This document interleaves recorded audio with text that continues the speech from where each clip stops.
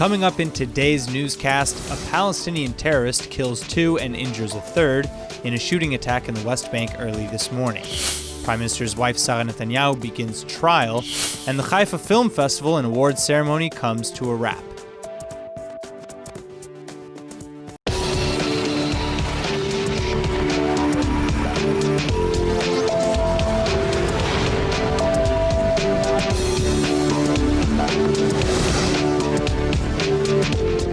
A Palestinian terrorist in his mid-20s committed a shooting attack at approximately 7:40 this morning in the Balkan industrial zone of the West Bank near the settlement of Ariel.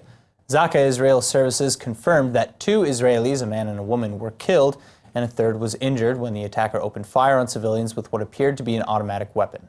After the shooting, the terrorist fled the scene, and IDF and police forces are still reportedly in pursuit. The suspect is an alleged resident of the West Bank near the village of Kalkilia and was reportedly fired from a company in the Balkan industrial zone 2 months ago, where roughly 12,000 other Palestinians and Israelis also work. That being said, the IDF has now confirmed the shooting attack this morning to be, quote, a grave terror attack, end quote, and not personal or revengeful in nature. Witnesses say the terrorist alone entered the 2nd floor of the scene of the attack, where the offices are located, and opened fire with a Carl Gustav assault rifle and/or pistol. According to the Army, quote, the suspect arrived at the industrial park and opened fire at 3 civilians. Large numbers of IDF and Shin Bet security service forces have launched a manhunt for the suspect, whose identity is known to security forces. In addition, large numbers of troops have spread out throughout the area to conduct searches and checks, end quote. Then, Magen David Adom emergency paramedics posted to Twitter that, upon arriving to the scene, we saw 3 victims with gunshot wounds lying on the ground, 2 of which, a man and woman, approximately 30 years old, were unresponsive with gunshot wounds to their bodies, and a 54-year-old woman was found fully responsive with gunshot wounds to her upper body. We provided life-saving treatment and evacuated the 54-year-old woman to the Beilinson Hospital in serious yet stable condition, end quote. בדרך סיפרה לנו הפצועה שהיא שמעה רעש, יצאה לכיוון החוצה לראות מה זה הרעש הזה, ואז עמדה מול המפגע שירה לכיוון שלה, והבאנו אותה במצב קשה בהכרה לבית החולים ביילינסון. לבית חולים ביילינסון הגיע לפני כ-20 דקות פצועה מהאירוע. הפצועה שלה מיד עם הגעתה הוכנסה לחדר הטראומה של בית החולים. הפצועה הגיעה במצב של הכרה כאשר יש חשד לפגיעת בטן. הפצועה עוברת גם בדקות אלה הערכה בחדר הטראומה שלנו, ואני מעריך שבזמן הקרוב נדע טוב יותר את חומרת הפציעה שלה. Zaka services later confirmed, however, that the 2 roughly 30-year-old victims were killed. And as for the updates on the manhunt for the terrorist, those will hopefully come soon. The manhunt is ongoing, and the terror suspect is thought to still be armed. But Minister of Defense Avigdor Lieberman wrote on Twitter that, quote, the IDF and the security forces are conducting a wide-scale hunt for the terrorist who committed the serious attack in Balkan, and it's only a matter of time before we get him into our hands, end quote. President Reuven Rivlin also added his condolences to the families of the victims, as well as condemnation for the terrorists' actions and the Palestinians' support for such attacks. He said, quote, I am shocked and saddened by this morning's terrible terrorist attack. Our hearts are with the families of those who were killed, and our prayers are with those who were injured. We will not rest until every one of the perpetrators is brought to justice, end quote. The president added that this was not only an attack on innocent people living their daily lives, but also an attack on the possibility of Israelis and Palestinians coexisting peacefully. Quote, I call upon the Palestinian leadership to condemn this criminal attack and also to mobilize their forces to assist in capturing the terrorist. Additionally, the hands of the medical personnel who provided speedy and life-saving assistance in the area, as well as those of the IDF and the security forces who are pursuing the terrorist and his collaborators, will be strengthened. We will not rest until we have judged each and every one of them. Joining me now with more on the terror attack in the Balkan industrial zone is Dr. Martin Sherman, founder and executive director of the Israel Institute for Strategic Studies. Dr. Sherman, thank you very much for coming back. Thank you for inviting me. All right, so my first question, what are your initial reactions to this attack? Maybe how it was allowed to occur, what Israel's response were? Take it away. Well, there certainly seems to be a lot of question marks over this specific attack, how he managed to enter the factory with weapons, with security arrangements in the factory, and about his motivation as well. Originally the The reports were that he was for revenge and being fired, and then another report said that he had been absent for a number of days. So I think there are quite a few question marks hanging over the actual motivation for this attack. I understand that the prevailing IDF assessment is that it was a terror attack, and then your question assumes a more general context. What do you do? Is the death penalty or house demolitions are these effective instruments to deter or prevent future terror attacks? But that's a different question. Well, so let's get into that question then. Let's start with, say, the death penalty, because a lot of people, a lot of analysts have looked at terrorists, especially lone wolf terrorists coming from the Palestinian territories, and they've said, these guys, when they come to attack in Israeli settlements or in Israel proper, they don't assume that they're going to get away alive. Well, I normally adopt rather hawkish positions on security issues, but about the issue of the death penalty, I don't have an unequivocal stand. I don't know whether death penalty would be an effective deterrent, but certainly the absence of death penalty could act as a catalyst. In other words, the absence may encourage people to undertake these terror attacks. The house demolitions may be more effective, but I think that any kind of punishment that is inflicted on a perpetrator should be inflicted on the planners as well, and that might be more effective. If you could inflict house demolitions or strict punishment on people who incite to these attacks or help plan them, I think that would go a long way to curtailing them much more than focusing on the actual perpetrator themselves. All right. Well, I hope that the government comes up with some sort of effective means, because so far, I mean, they've talked a lot about how house demolitions are a good deterrent, but there are those counter arguments to that. They say it's collective punishment and catalyzes more. Collective punishment. When you have a clash between two collectives, then I don't think that there's anything defective in collective punishments, because the people saying they're doing this in the name of the collective, and therefore the collective should bear the consequences of the actions of people who are acting in their name. Well, I mean, with that same vein in mind, though, I mean, how do you know that the collective has given the permission to such actions to be in their name? I think there's rather wide evidence that these sort of things have general support in Palestinian society. Yeah. Well, yeah. And on that note, though, Dr. Sherman, thank you so much for coming in. Thank you. All right. Clashes between roughly 20,000 protesters and Israeli security forces along the Gaza border again broke out this weekend, with another 3 Palestinian rioters reportedly being shot dead and 126 more wounded. According to IDF officials, Palestinians were, quote, throwing explosive devices and grenades, rolling burning tires, and hurling rocks, end quote, at the soldiers along the border fence. One small cell even allegedly crossed the fence into Israeli territory and threw grenades at security forces before withdrawing back into the strip. Israeli soldiers reportedly responded with crowd dispersal measures, including sponge-tipped bullets for the very first time. Israeli fighter jets additionally carried out 2 airstrikes against Hamas positions in the coastal enclave. No Israeli casualties were reported. In response to both these latest riots, as well as an attempt to break the naval blockade around Gaza mid-last week, Defense Minister Avigdor Lieberman additionally ordered the Gaza fishing zone to be cut by 1/3 from 9 to 6 nautical miles.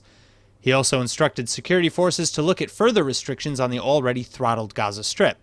But that wasn't enough to stem the violence seeping over the border into southern Israel. On Friday, at least 7 fires caused by incendiary balloons launched from within Gaza broke out. Firefighters doused the flames, but only just in time for dozens more to be lit. An average of 12 arson terror-related fires have been sparked daily over the past few months, with well over 2,000 fires and counting since they began around 6 months ago. One of the largest fires broke out Saturday evening in Ein HaBesor, a moshav in the Eshkol Regional Council. Due to the dry conditions, the fire rapidly spread and at this time has caused what is now the 3rd landfill fire in southern Israel. Eli Cohen, a fire department spokesperson, said that, quote, since this is a landfill fire, it could burn for several days and the smoke will continue spreading at the wind's direction, end quote. Regardless, the terror attacks don't seem to be having the intended effect, though.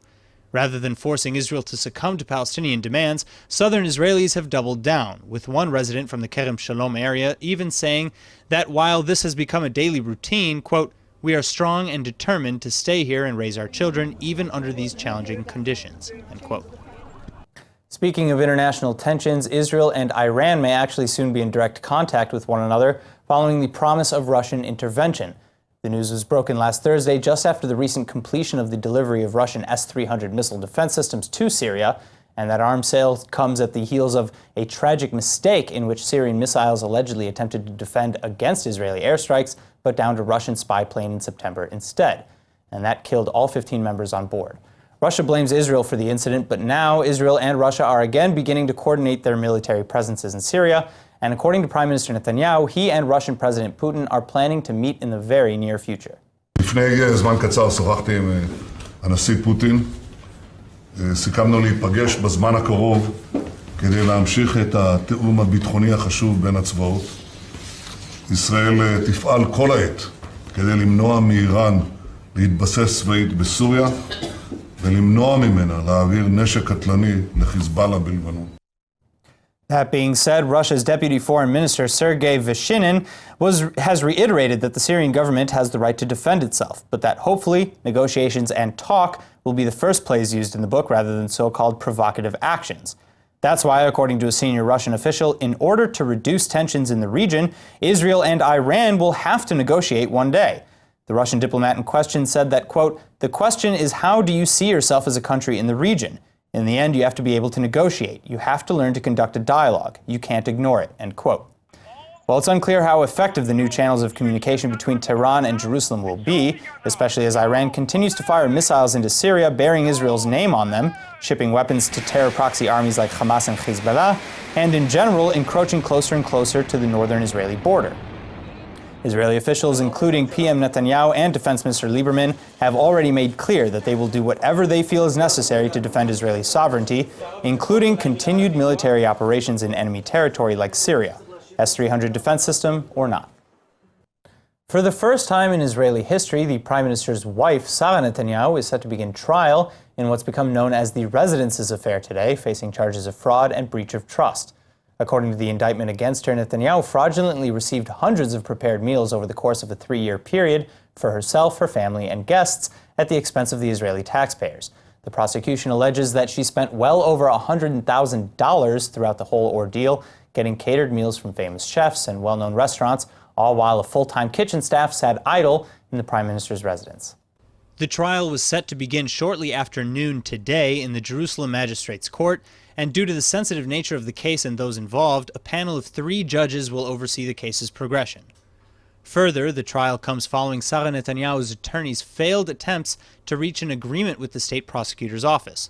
Her defense team offered multiple times to pay a portion of the funds taken and then to have Sara publicly take ownership of her actions in lieu of criminal action. But no such deal was made earnestly enough for Attorney General Mandelblit, who issued the indictment against Netanyahu in June. The former Deputy Director of Operations and Assets at the Prime Minister's office, Ezra Zaidov, was also named in the indictment on charges of forgery by a public servant, with respect to helping Netanyahu move the public funds that were used into private accounts for the Prime Minister's residence. The prosecution is expected to bring testimony of over 80 witnesses, including 2 former Netanyahu employees. And meanwhile, as Sara Netanyahu's trial begins, her husband, the Prime Minister, spent 4.5 hours on Friday being questioned by police investigators for the 12th time in connection to a slew of corruption allegations himself. Case 1000 is in relation to allegations of graft, and cases 2000 and 4000 allege quid pro quo agreements. Police have recommended indictments for both cases 1 and 2000, but no charges have been brought against the Israeli leader, and indeed Netanyahu has consistently denied any allegations of wrongdoing against him or his family, calling all the accusations against them a witch hunt. The Prime Minister's office also released a statement reading that this time, too, the Prime Minister answered the questions he was asked with complete confidence out of the clear knowledge that there was nothing and therefore will be nothing. Imagine an organization that brings Jewish women from all over the world for a free 8-day trip to engage with one another and get to know each other and Israel from within. Well, the Jewish Women's Renaissance Project does exactly that, and Lori Palatnik, the founding director of this trip, is here to tell us all about it. Lori, thank you so much for coming in. Pleasure, Aaron. Thank you. Pleasure's all mine. So tell me a little bit about this trip. Tell me about the Jewish Women's Renaissance Project. Well, it started almost 10 years ago with 8 women in the DC area who decided to do something very big to impact the Jewish world by unlocking the power of Jewish women. And so you did that by opening up kind of like a call to all Jewish women in the diaspora to come to Israel and meet you? So what we did was we did it in partnership with existing organizations. We now have 220 partner organizations in 26 countries. Wow. And we do it now in partnership with the Ministry of Diaspora Affairs. And we brought almost 16,000 women from all over the world to have this really a transformational experience in Israel. And they go back with their partner organizations for a 1-year follow-up. That's incredible. And how long have you been doing this project? So this is our 9th year of trips. We established ourselves 10 years ago. And right now, like tomorrow, 200 of their husbands are landing. And the next week, 200 more of their husbands. Because they insisted that their men also have to have this experience. They have to, so they want to share in the joy and kind of the experience. Well, they want their husbands to understand what they've experienced and to get on the same page in terms of connecting to Jewish values, engaging with Israel, taking action and responsibility in their own communities, and creating achdut v'lo achidut, unity without uniformity. We're creating this incredible sort of groundswell of people who, beyond politics or organizations, that we're connecting Israel and the diaspora, because we bring Israeli women, mothers, also on every trip.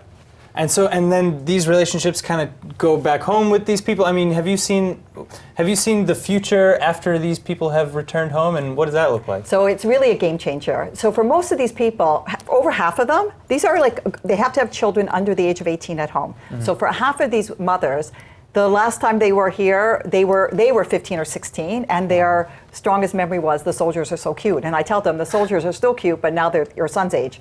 And the other half have never been to Israel. So the mother, you have to appreciate that the 8 women who started this, we didn't start a women's movement because we're a bunch of girls. Sure. We started because it's strategically smart, because the mother is the greatest influencer of the home. Influence the influencer, and the ROI, the return on your investment, is even greater.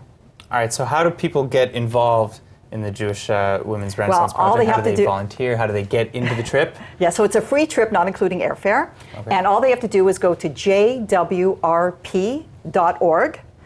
jwrp.org, and they can see that there are many trips that are offered. You have to go in your city with your city group. The power of it is that they're coming from the same community, having this profound transformational experience, and going back to the same community. So the follow-up is much easier, and they create this, again, this power. They have this kind of community that they take back with them as well. Right, so you have many communities, but they're all connected to the organization, and we're creating a movement. Well, that's incredible. Lori, thank you so much for coming in and sharing with us, because this is amazing. And if I didn't already live here, I'd take you up on the offer. Well, send your mom. So I will. Thank you so much. Pleasure. All right, according to official press releases, Gal Davidi, an Israeli mathematician with a PhD in aerospace engineering, and his partner, Svetlin Georgiev, believe that they found a solution for the Navier-Stokes existence and smoothness problem. And once experts read in proof that it is correct without refuting it, Davidi and Georgiev will stand to win $1 million from the Clay Mathematics Institute for solving a millennial problem. The Navier-Stokes problem, considered one of the 7 most complex problems in history, is a collection of 200-year-old mathematical equations named after Claude Louis Navier and George Stokes. The equations are meant to describe the motion of viscous substances, and while the equations have many applications for engineering and are widely used in calculating everything from the aerodynamics of airplane wings to sea flow, no one in the past 200 years has been able to prove that the equations are always correct in 3 dimensions. That is, until now. Davidi has 20 years of experience in aerospace engineering and founded 6 startups in that field, and is a CEO at one of them. He received his doctorate from the Technion University of Technology in Israel and his postdoctorate from the Rensselaer Polytechnic Institute in New York.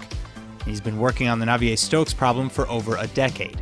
His partner, Georgiev, is also a well-known mathematician, but from Bulgaria, who's written several books on calculus and fractional dynamics in timescales. And now Davidi and Georgiev are inviting anyone and everyone to peer review their proof, and when we find out that it's sound, they'll have made mathematical history. The Haifa International Film Festival finally wrapped last week, and you'll definitely want to hear who this year's winners are. Altvizia El Shir has more on this prestigious festival. Yael? Thanks, Aaron.